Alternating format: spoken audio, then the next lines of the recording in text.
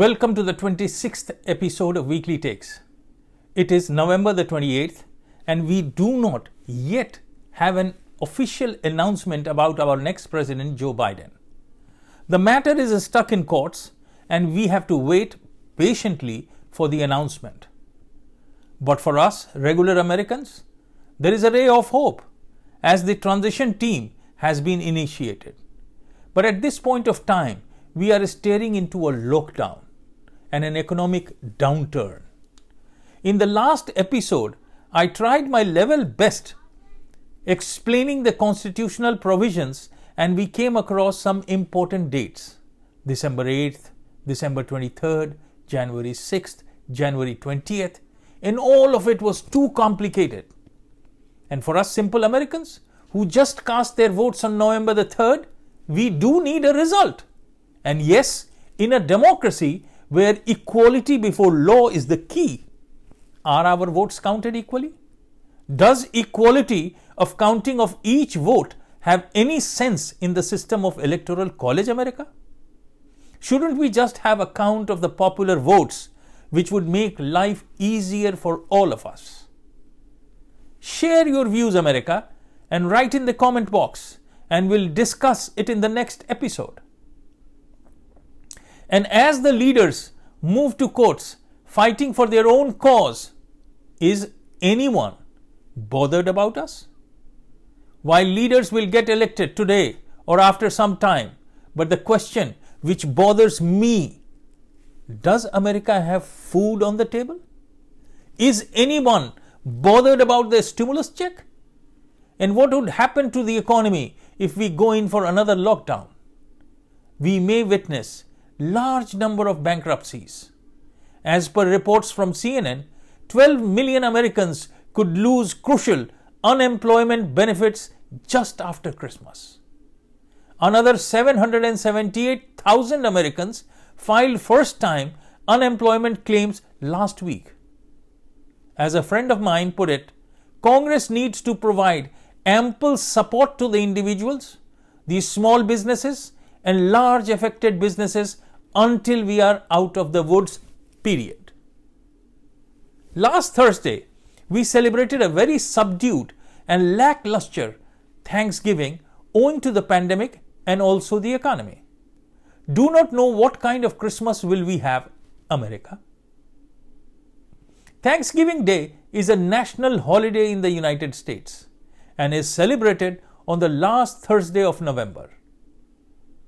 Going back into history, in September 1620, a small ship called the Mayflower left Plymouth in England carrying 102 passengers who were seeking a new home where they could freely practice their faith and lured by the promise of prosperity and land ownership in the new world set sail.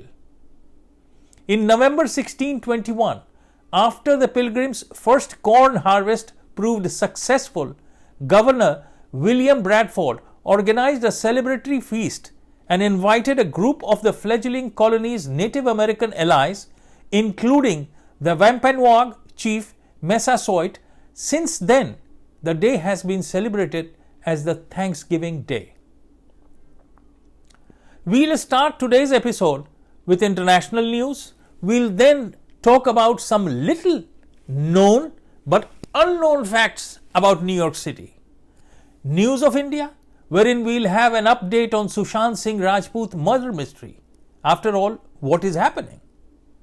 Beginning from this episode, as I had said earlier, we'll delve into the history of Kashmir, where I'll take you 5,000 years back and trace its history to recent times. I hope we'll all enjoy knowing Kashmir in a new light. And last but not the least, we'll talk about the happenings within the Congress party and its future in the present circumstances.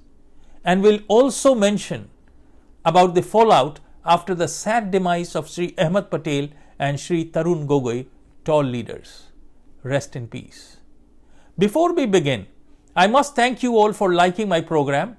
More and more people are subscribing, and those of you who have not till now, press the subscribe button and also the bell icon to get informed about the next episode at the earliest.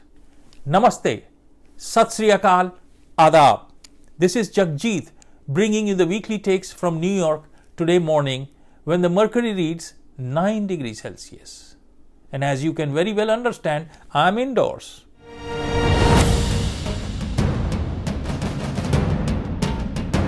Let's begin. International news.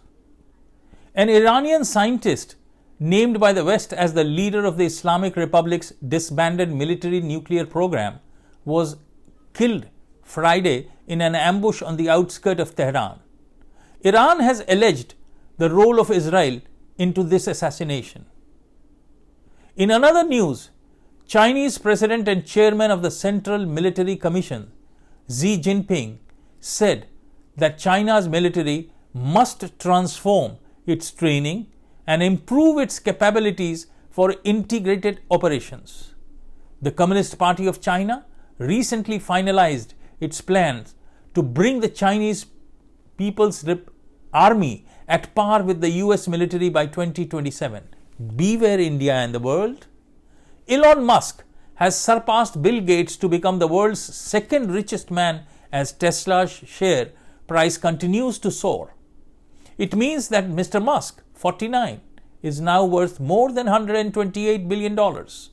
Amazon founder and chief executive Jeff Bezos remains at the top of the Bloomberg rich list with an estimated net worth of $182 billion. Now moving over to some interesting known but unknown facts about New York City. Did you know that unclaimed bodies in New York City are buried in Hart Island? The island lies off the coast of the Bronx and is not open for public access. By 1969, the island has been home to around 1 million buried bodies. Did you know that a Straw Hat riot broke out in New York City in 1922? An unofficial rule in the city prohibited the wearing of straw hats past September 15. However, some stubborn kids schemed of snatching hats a few days prior to the allowed date. It caused an uprising among the people which lasted a few days. And yes, if you may remember, in the last episode I had asked a question. The correct answer was given by an avid subscriber, David Boone. Thank you. The answer is the 150 feet deep hole is found between the 36th and 37th Street on Park Avenue and is as deep as the height of a 15-story building.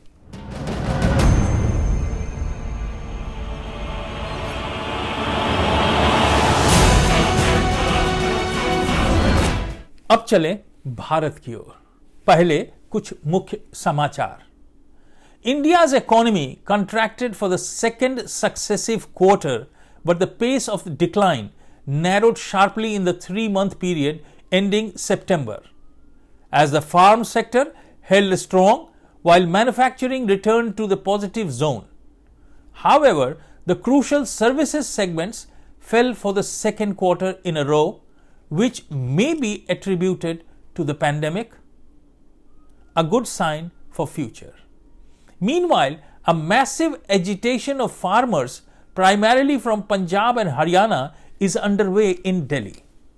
Farmers have marched to Delhi, where they have been stopped at the border, and as per the latest news, a delegation of 5 leaders has been asked to meet the Home Minister Amit Shah. The protest is against the unanimously passed Farmers' Bill by the Parliament. It is interesting to note that Punjab Assembly has also unanimously rejected the bill, but the protest is on. After all, is it politics? Maybe. अब update Bihar के लाल सुशांत सिंह राजपूत हत्याकांड का। Case शुरू हुआ enforcement directorate, narcotics control bureau और CBI के जुड़ने से। लेकिन आज के तारीख में केस कहां है यह ठोस जानकारी नहीं दी जा सकती है।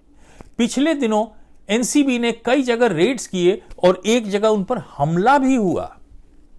A friend working at the New Delhi bureau of a major US daily mentioned to me that the CBI under Narendra Modi does not want a repeat of its past failures. the most glaring of which was the Arushi murder case. The Prime Minister's office is reported to have given one very clear and unambiguous mandate to the CBI to file a charge sheet on the case only when there is irrefutable evidence against the accused, whoever that may be and howsoever powerful. Such evidence should prove undeniable in any court of law, and if in that process the CBI needed to borrow expertise from any corner of the globe, the PMO would make such help available. As per my information, in the month of September 2020, just recently, a series of video conferences were held between a special team from India's CBI and the FBI's International Operations Division. The contents of those discussions are classified as of now, and I could not know about it. But we know some progress is going on. हमें और सुशांत के fans को उस वक्त का इंतजार है। सुशांत को न्याय मिले और दोषियों को सजा, यही हम सभी चाहते हैं। अब चलें कश्मीर की ओर। जैसा कि मैंने पिछले एपिसोड में बताया था कि इस एपिसोड से हम और आप मिलकर कश्मीर के इतिहास के पन्नों में तलाश करेंगे स्वर्ग की। अगर फिरदौस बर रुए जमी अस्त, हमी अस्त, हमी अस्त, हमी अस्त। अगर धरती पर कहीं भी स्वर्ग है तो यही है, यही है, यही है। यही तो कहा जाता है कश्मीर के बारे में। खुले चारागाह, नीले दर्पण जैसा डल झील का पानी, झूमते हुए देवदार, लहराते हुए केसर के दुर्लभ खेत, किश्तियों पर तैरते हुए घर, पानी में बड़े बड़े धान के खेत, सुंदर शिष्ट मेहनती नर नारियां, लाल चौक की मछली, राजमा चावल, कश्मीरी बिरयानी, आलू दम, ठंड से बचने का अद्भुत उपाय, पेटों से सटी कंगड़ियां, सभी कुछ तो सुंदरता को ही बखान करता है। और सभी कुछ बखान होने लगे तो न जाने कितने एपिसोड सिर्फ इसी चर्चा में निकल जाएंगे। पर आंखों में कुछ जो नजारा बसा है उसकी चर्चा कैसे न हो।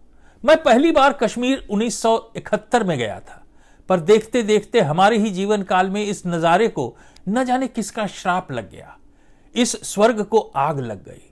जिसकी तुलना कल तक स्विट्जरलैंड से की जाती थी, वह उदास, भयाक्रांत, उजड़ा हुआ, क्रोधित और असहनशीलता का साकार नमूना बन गया। आज सारी दुनिया कल के स्वर्ग को आज कलंक के रूप में देखती है। आज इसकी ओर इजराइल की समस्या को भी न सुलझने वाला मान लिया गया है। पर क्या कश्मीर सदा से ऐसा था?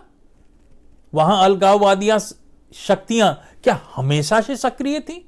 क्या वह सदा से मुस्लिम बहुल क्षेत्र था? क्या वहां कभी शांति नहीं थी? क्या यहीं से निकलकर शैव मत पूरे भारतवर्ष में नहीं गया?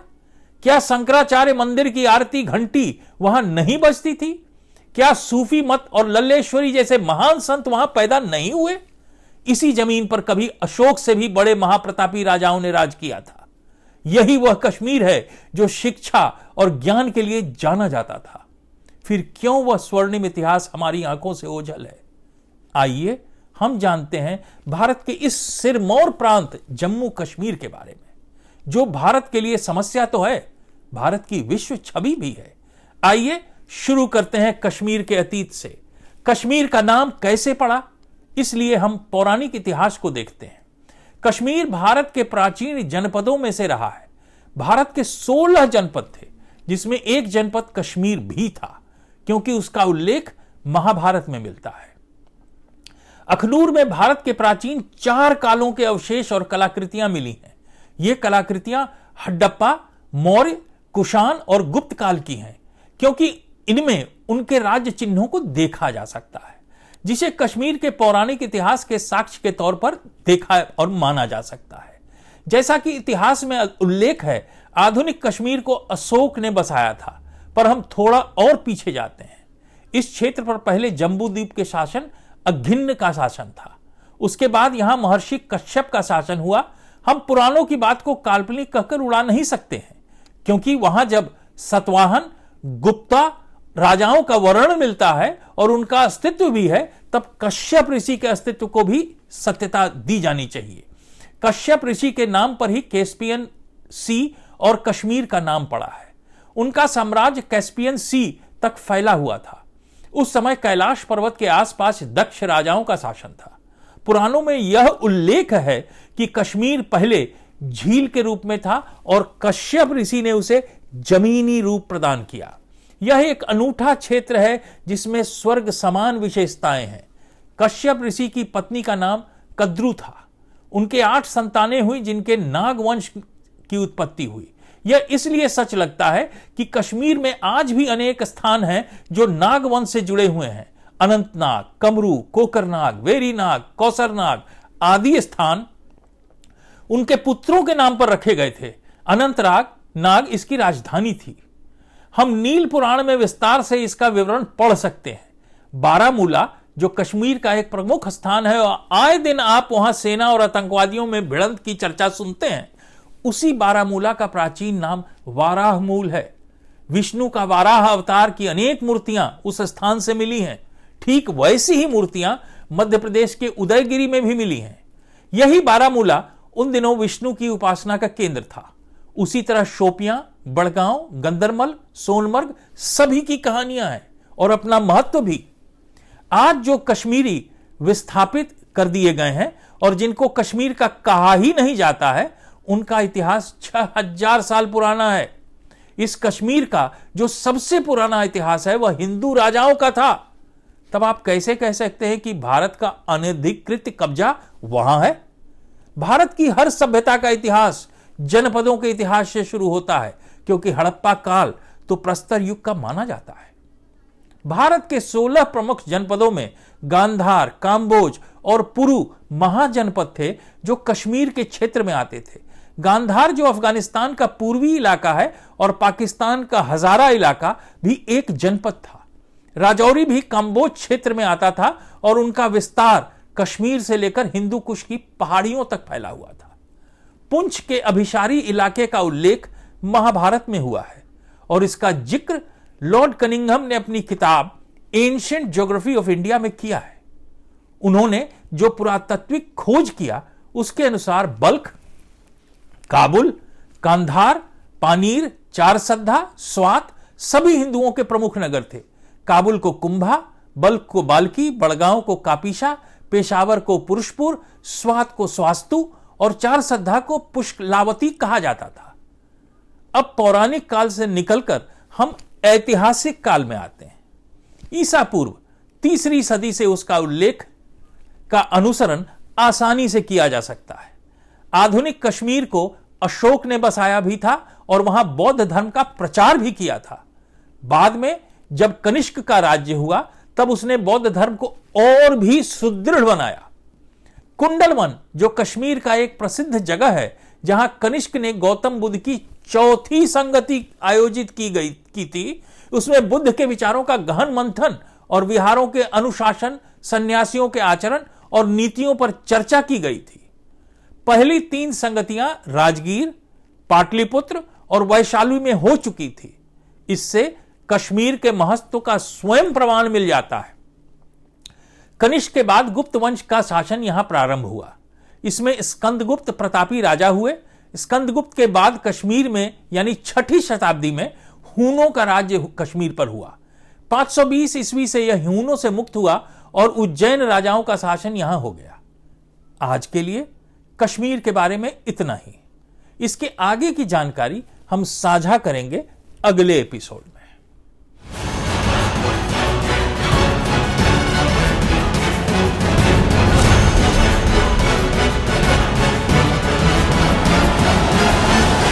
अब बात 135 साल पुरानी कांग्रेस पार्टी की, मेरी पार्टी की। भारत के आम नागरिक के नजर में कांग्रेस पार्टी हैड बीन के कैटेगरी में आ चुकी है, खासकर मौजूदा नेतृत्व के मद्देनजर। बार बार चुनाव में जनता द्वारा नकारा जाना इसका प्रमाण है। For any political party to succeed it needs 3 basic things: leadership, ideology and enthused members. मेरी जानकारी में पार्टी में 3 घटक हैं। पहला सोनिया जी का, दूसरा राहुल का और तीसरा पिंकी का। और इन तीनों घटकों में वर्चस्व की लड़ाई निरंतर जारी है। सभी बेल पर हैं और सभी अकाउंटेबिलिटी से पड़े हैं, क्योंकि एक इंटरिम प्रेसिडेंट है, तो दूसरा फॉर्मर प्रेसिडेंट है, और तीसरी मात्र जनरल सेक्रेटरी है. But who is the leader? Sonia ji is sick, Rahul is a hesitant, non committed person, and Pinky wants to usurp the leadership. पर क्या जनता आपको लीडर मानती है? At the grass root level Bharat की जनता सोचती है कि कांग्रेस पार्टी को वोट देने का मतलब है राहुल प्रॉक्सी से प्राइम मिनिस्टर होगा, पर जनता उसे कपिल शर्मा के बराबर समझती है, पर नेता नहीं मानती. जो बात ओबामा कुछ ही समय में समझ गया, उसे भारत की जनता बखूबी समझती है. कुल मिलाकर कहें तो leadership of the Congress party is in a confused, non committed status. On the ideology front, the party seems more confused. The party does not know the difference between nationalism यानी राष्ट्रवाद and the other isms, secularism, Hinduism, terrorism, extremism, etc. It was this that made Rahul tell the US ambassador at a lunch that Hindu extremist groups could pose a greater threat to his country than Muslim militants, which was revealed by the WikiLeaks. The guy's understanding of basic politics is pathetic. But it is not his fault. You never worked for the party or learned the hard way, but were made to believe that you are the crown prince. And let me tell you today, the guy is zero, सिफर. कहते हैं ना कि आप गधे को नहर के किनारे तो ले जा सकते हो, पर जबरदस्ती पानी नहीं पिला सकते. ये तो तगमा लगाकर आए हैं कि हम नहीं सुधरेंगे. The Congress party has a history of minority appeasements, and its leaders have never shied away from appeasing a particular community without any regards for the associated costs or potential blowbacks. They have been used to social engineering to win the elections. As long as Congress party could get the vote from any community or any issue, it is ready to compromise on anything, including national security or national interest.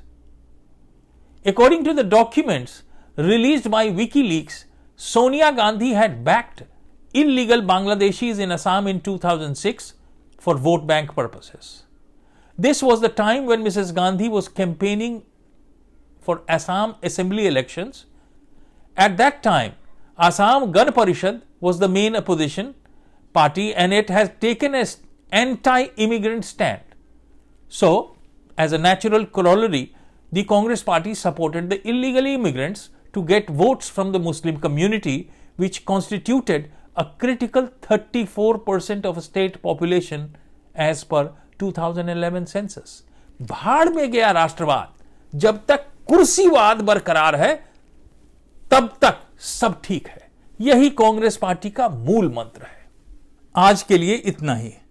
अगले episode में हम चर्चा करेंगे कश्मीर के आगे के इतिहास की, कांग्रेस पार्टी के कहानी की, कांग्रेस पार्टी के भविष्य की, अमेरिकी चुनाव के नतीजे और भारत अमेरिका के रिश्तों की. कई और तथ्यों के साथ फिर आऊंगा और मिल बैठकर चर्चा करेंगे आपके अपने program weekly takes from New York में. हां, अगर आपको प्रोग्राम अच्छा लगा तो लाइक करें, चैनल को सब्सक्राइब करें, ताकि अगले एपिसोड की सूचना आपको पहले मिल सके.